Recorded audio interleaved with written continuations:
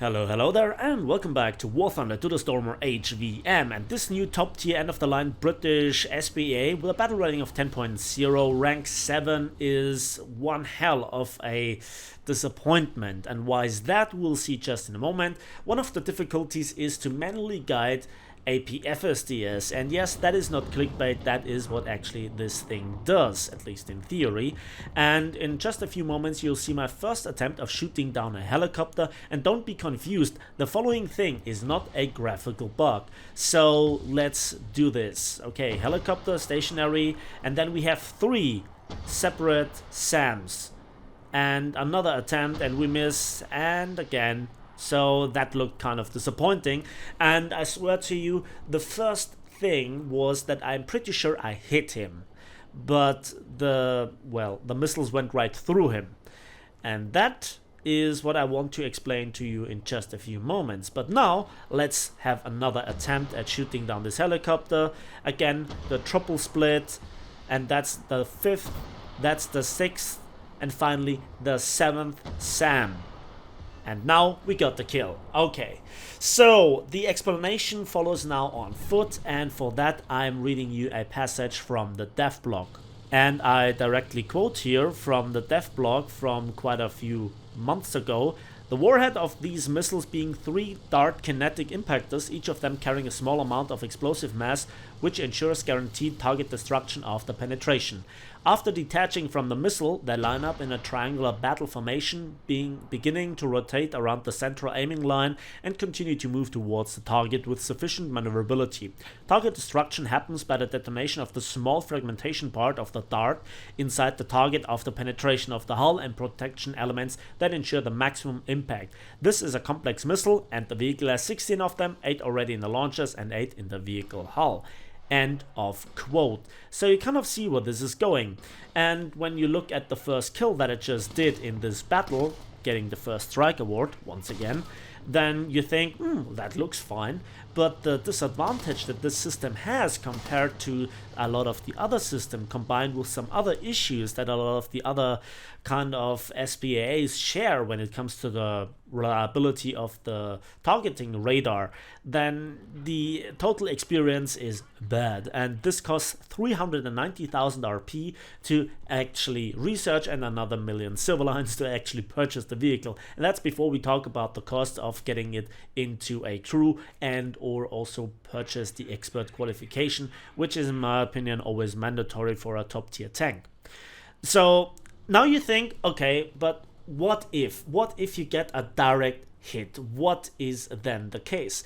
Well, I don't know if this is down to the ping or down to the packet loss, but I don't think that this is really the case when we look at the following scene, and that is a direct hit on a helicopter that is stationary. Look at this. And either the 3 missiles went right around the helicopter, and that was bad luck, but not with the second missile as well. And what about the third one? Come on, that's just stupid. And that is now also combined with the problems of the lock-on radar when the enemy is at low altitude. So this German helicopter now launches an ATGM at me, and I'm like, nope, and go behind the building in cover. So those were now multiple missiles right through the enemy helicopter. What the hell? This is deeply frustrating. And in a nutshell, this tank takes away skill away from you with all the technical help, instead of trying to enhance it or try to reward you for selecting the enemy. Now let's talk about the missiles, and let's talk about the statistics, why I talk about this being guided ATGMs, not guided ATGMs, guided APFSDS. So as we could hear from the section of the dev blog, it splits into 3 kinetic penetrators.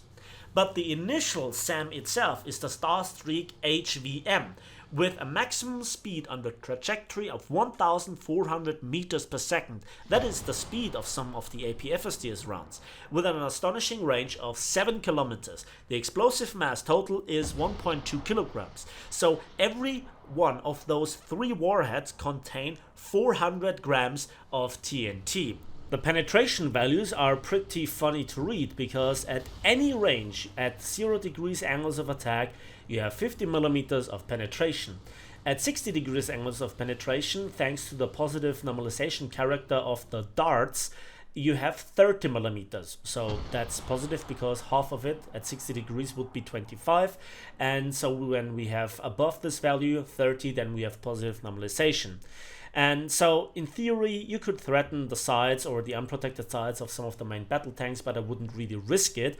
Although if you would penetrate, then it would be some spectacular results, but again, pretty unreliable. The next thing is that the targeting system, the targeting radar, especially if somebody is at low altitude, as you could see, the targeting square is not directly above the actual target. And that's before we come to all the bugginess when it comes to low altitude, that it goes up and down all the time, that you get a radar lock at all. And even if you get a radar lock, then very often, as you could see, there are some friendly targets in the area as well.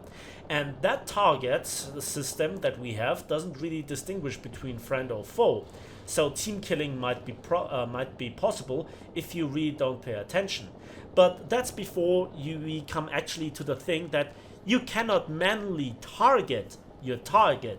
It's getting auto-selected, and that's really the neck-breaking stuff in my opinion, because I'm just clicking into direction of where I know that there is an enemy helicopter, and it flips my view constantly back in a neck-breaking speed, quite literally, to some random target that's probably closer or that is in a different direction.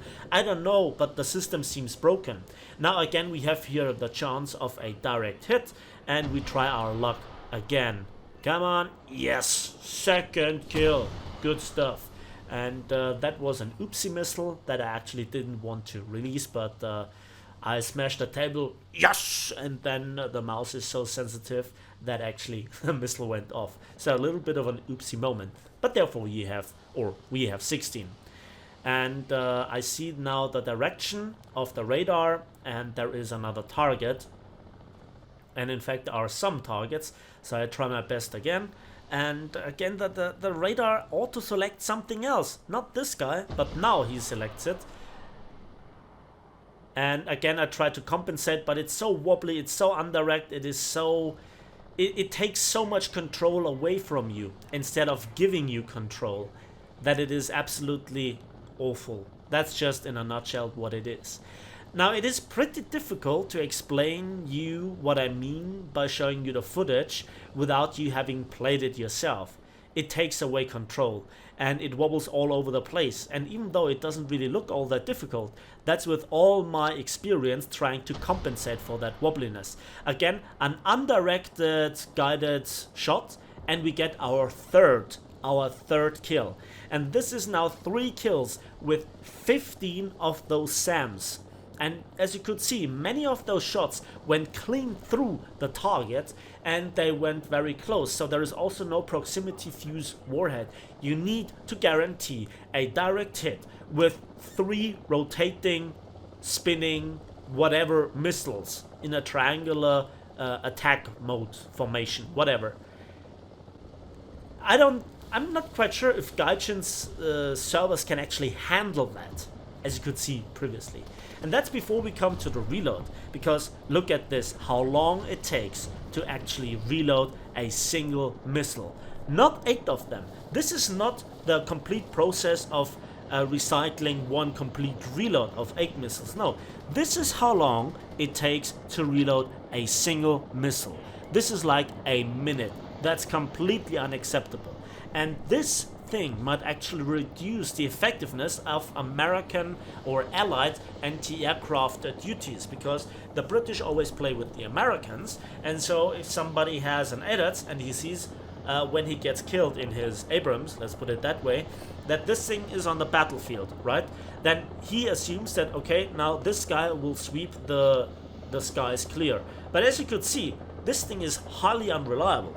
And so if that guy doesn't go into his ADATS then to deal with all the helicopters and all the jets, etc., this thing is hilariously bad versus jets, by the way, then, well, the enemy's helicopters can or cannot have a go. It's completely random. You have barely any sort of influence, as we could see, and the system is extremely unreliable.